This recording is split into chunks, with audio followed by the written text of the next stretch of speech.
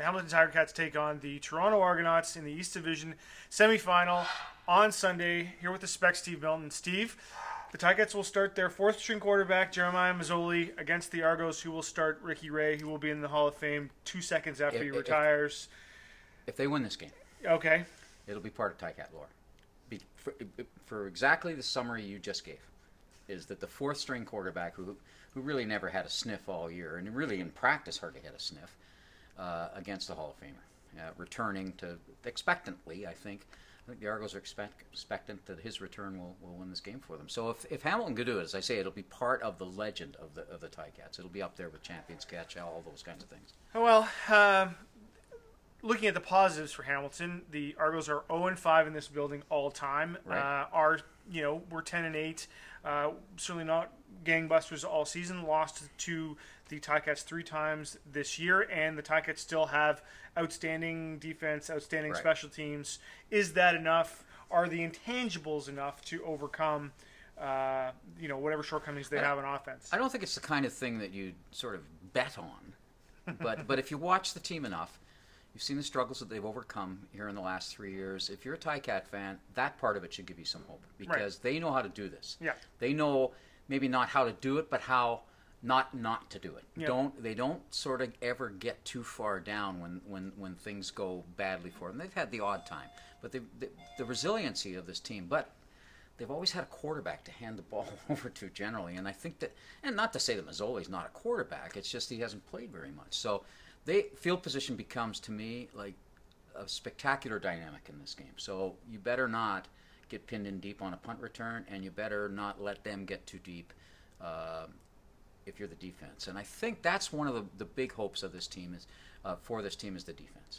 Well, it's interesting you say that about Mazzoli, who was the fourth-string quarterback and was on the practice roster, which means he was eligible to be selected by any single team around the league. Could have taken him at any time. But the Ticats did keep him around, right? Yeah. And didn't have to do that. Normally that practice roster spot is a young kid who they're looking at to develop. If you fall into it, normally you're gone. You're gone. That's right. And Mazzoli's in his 3rd year, and you don't normally see a guy like that on that spot. But the Ticats, who had an option to pick up Taj Boyd, who they traded away. I mean, there were other guys that could have brought in. They stuck with Mazzoli. And also on the other side of that, Mazzoli stuck with them. If you talk to players in the room, they watched Mazzoli not pack it in. He was a guy that stayed late after practice, worked with receivers, was still showing up to early film sessions, continued to stay invested in a situation where it seemed that he was never going to get a chance. And I think teammates saw that and have some respect for that, and the fact the guy played in a massive program at Oregon at a time when they were on the national stage. Guys who played in the U.S. saw that. I think he has more confidence. They have more confidence in him than you might expect a fourth-string quarterback would have. Yeah, and it feels like they're almost waiting for something for him, and I'm not sure that's a good situation for Mazzoli to sense that these guys all recognize and they are waiting for something for him. I agree with the respect thing, but I also think they're waiting for some of those plays that he can make, and that can be one of his issues. That's the flip side of his good side, is if he likes to continue a play, but that's how he ends up with the fumbles and maybe the forced interceptions, that kind of thing.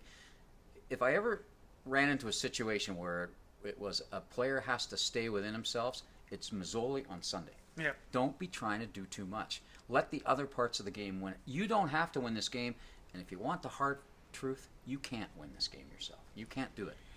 It's got to be spread out.